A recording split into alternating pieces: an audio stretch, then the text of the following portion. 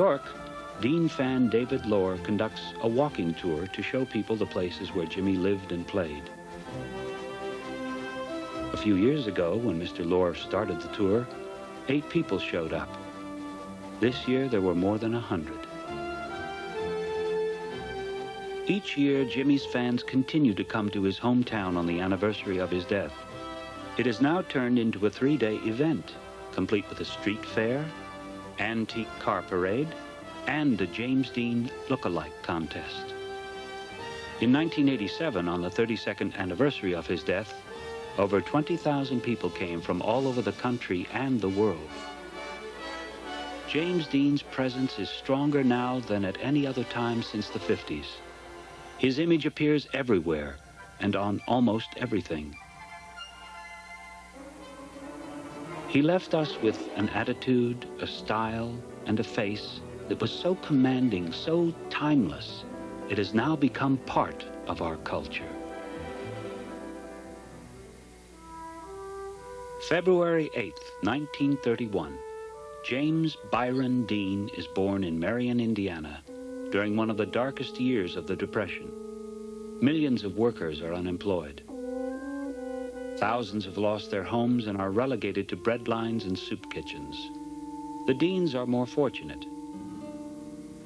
Jimmy's father, Winton, is a dental technician employed by the government. His safe job and steady paycheck will help insulate Jimmy from the harsh realities of the Depression. During this bleak time, Jimmy's mother, Mildred, introduces her son to the arts.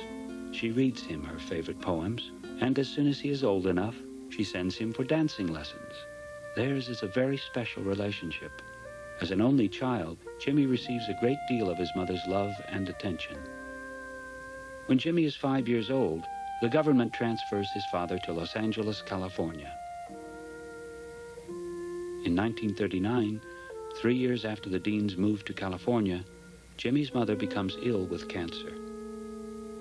Confused and frightened by his mother's deteriorating condition, 9-year-old Jimmy watches helplessly as her beauty and energy fade.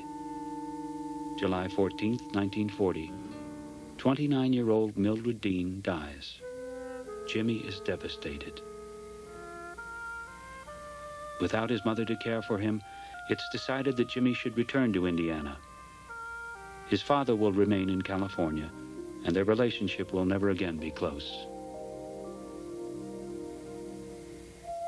In Indiana, Winton's sister Hortense and her husband Marcus will now be the ones to raise Jimmy. Jimmy is sent back to Indiana with his grandmother on the same train that carries his mother's body. Every time they stop, Jimmy gets off and runs to the baggage car to make sure his mother's casket is still aboard. Her death leaves Jimmy embittered and abandoned. Later he will say, "My mother died on me when I was 9 years old. What does she expect me to do? Do it all alone?"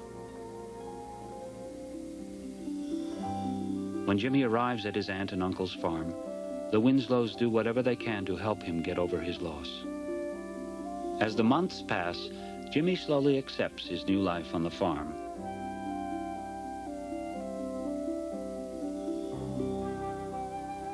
During this time, Aunt Hortense, a member of the Women's Christian Temperance Union, encourages Jimmy to perform at the Back Creek Church by giving readings on the evils of alcohol. At school, Jimmy asked Adeline Knoll, his drama teacher, to help him with his readings. He was an unusual child. He was a precocious child. I knew that. He liked to perform. His grandmother told me that, Emma Dean. Said from the time he was just big enough to stand on a table or on a chair, he'd perform, give his readings. They all had to do with let's not drink, period. Temperance in all things. Performing for the WCTU is the beginning of Jimmy's interest in dramatics. Although years later he will say, the way they had it, if you stepped on a grape, you would go to hell. For the next 9 years, Jimmy will grow up in this small Quaker community. His world will be this town and the Winslows' 180-acre farm.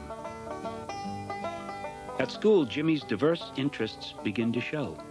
He joins the band, becomes president of the Thespians, competes on the track team, and also plays baseball and basketball. Jimmy's boyhood friends recall what he was like. You're talking about Jim playing in all the sports. Most all of us did. We had to have a ball team, you know. Wasn't that many kids in school, but he was a good ball player, I mean, for a small school. That was my best recollection of him. I reckon the biggest thing that I remember is that time that he acted in one of the plays, and I don't remember the play, was Frankenstein. I thought, boy, that was really, he was a scary-looking character. When they played Frankenstein, boy, he was a tremendous actor in that one particular part, and that's one I always remember him as Frankenstein. Well, I think about anything Jim set out to do, he would master if he wanted to do it. In school, Jimmy also shows that he's talented in artwork and in acting. In his junior year, after a successful performance of Our Hearts Were Young and Gay, Adeline's drama students present her with an orchid. The next day, Jimmy asks for it back. Jim came over and he pointed to it and says, I want that. And I said, why, Jim? He says, well, you'll find out at the end of the day. The next day he came in with the painting. So he said, now you'll have it forever. So this is my forever piece. And instead of signing Jim Dean, he puts her pride, which is pretty sweet of him. Now, I love that kid, and he loved me too, I know. With Adeline's encouragement, Jimmy enters the Indiana State Dramatic Speaking Contest. Reading an excerpt from Charles Dickens' A Madman's Manuscript, Jimmy wins first prize, and the proud town of Fairmount puts his picture in the newspaper. 1949 is Jimmy's senior year in high school, and the last year that he will live in Fairmount. He has decided to move to California to pursue an acting career. In California, Jimmy enrolls at UCLA to major in theater arts. In their production of Macbeth, Jimmy wins the role of Malcolm. He is memorable in the part only because he plays Shakespeare with an Indiana twang. At UCLA, Jimmy becomes friends with Bill Bast after they meet on a double date. He was in a fraternity, had pledged a fraternity. And it seemed quite unlikely to me that he would be fraternity material, but I was not in a fraternity. I was living in a dormitory, and I didn't like it. So he said, well, why don't you pledge my fraternity? So he arranged for me to come and have lunch, and I hated every minute of it. It was very uncomfortable. And he was serving tables to pay for his way at the fraternity. The next thing I knew, he got into a terrible fight with everybody at the fraternity, and there was a bust-up in the dining room, not when I was there, and he got thrown